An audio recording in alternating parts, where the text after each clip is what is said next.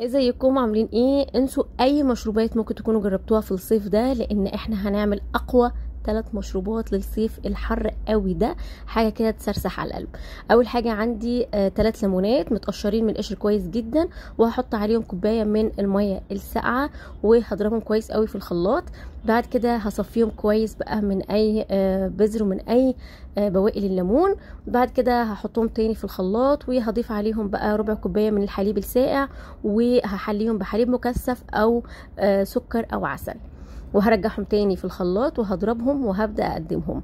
يا جماعة انسوا اي وصفة ليمون ممكن تكونوا جربتوها قبل كده، لان دي اقوى والذ واحلى وصفة ليمون ممكن تجربوها في حياتكم. كوباية بقى كده مزينة بشوية سكر، مكعبات تلج، وهقدم المشروب بتاعي بقى نعناع وليمون وحاجة منعشة جدا. تاني مشروب بقى هنعمل مشروب الفلوتس مع القهوة، حاجة كده ميكس خطير، مشروب رهيب جدا لعشاق القهوة لعشاق الشوكليت، حاجة كده من الاخر. عندي كده شوكولاتة فلوتس الكمية اللي انتوا عايزينها.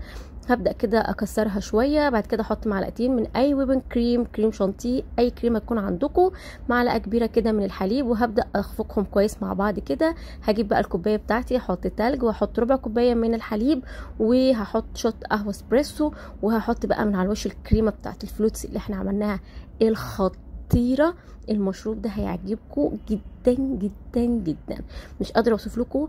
ميكس الشوكليت مع القهوه مع الكريمه عامل حاجه كده خطيره في الصيف، رائع، لازم تجربوه. تالت مشروب بقى هو منعش جدا، بطيخ بالفراولة، بس بطريقة رهيبة، هيعجبكم جدا جدا.